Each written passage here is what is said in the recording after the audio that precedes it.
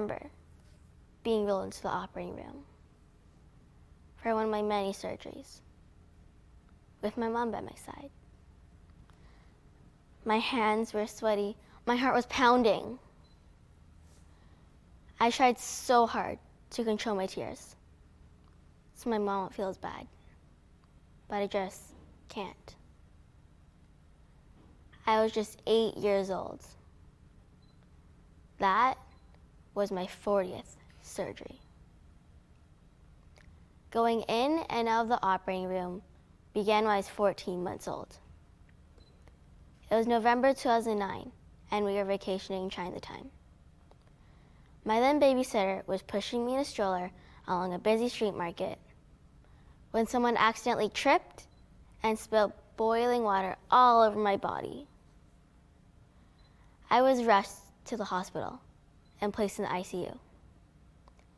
The doctor told my mom that I had a very little chance of surviving. My mom was having none of that. Clearly, all she wanted to know was, how long will it take my daughter to recover? My mom has an amazing ability to see the positives when it comes to me. The hospital condition in Guangzhou, China was not the greatest. So my parents had me transferred to a better hospital in Hong Kong.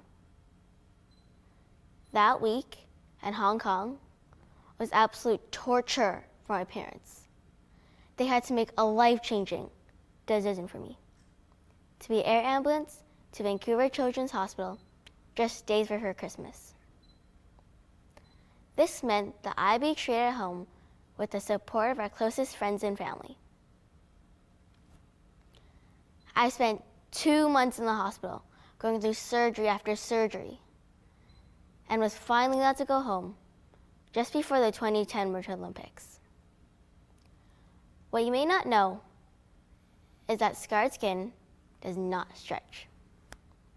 So surgeries are needed to increase mobility as I grew. When I was 3 years old, my mom's wish for me was to run. Now, I can only run, but I can dance. Over the years, my parents took me across the world. LA, Chicago, Boston, France, and even Korea, to find the best plastic surgeons for me.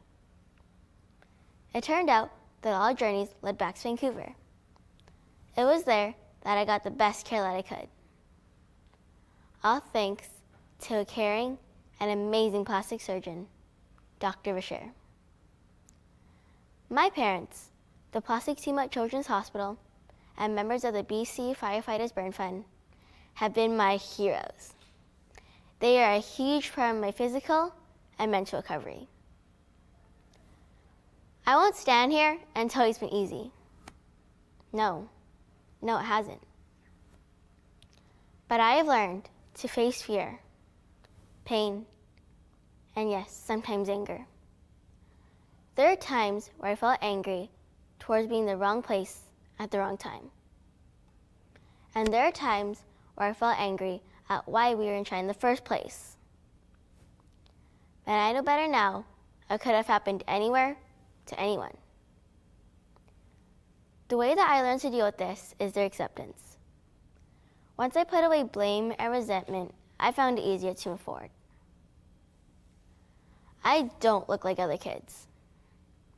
When most people meet me for the first time, they may notice my scars and think to themselves, I wonder what happened. Some give weird looks, and that's okay. People are just naturally curious.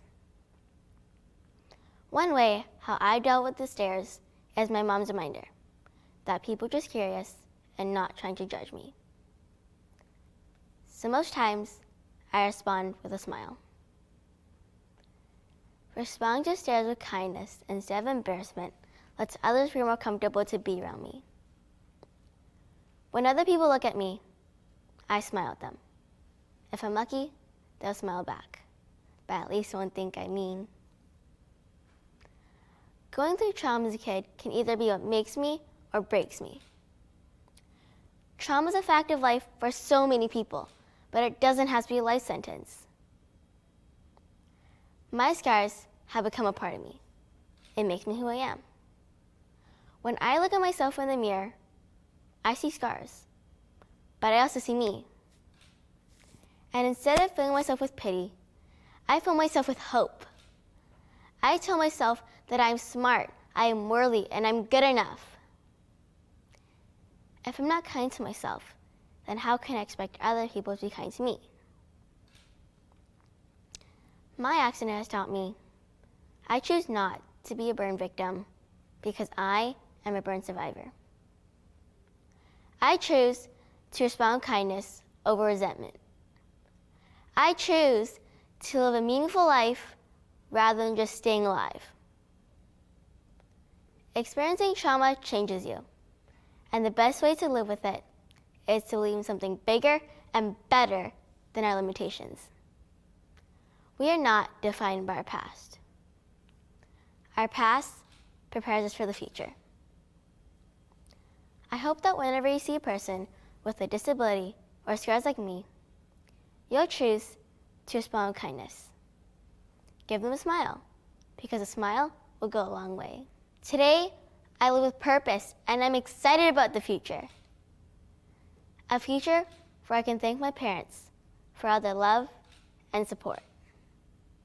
A future where I can be a plastic surgeon just like Dr. Bashir, who has a brilliant mind and a caring heart. And a future where I can be an inspiration to everyone who has suffered trauma. I choose to believe that people have the best intentions. I choose to see a world of kindness. We are who we choose to become.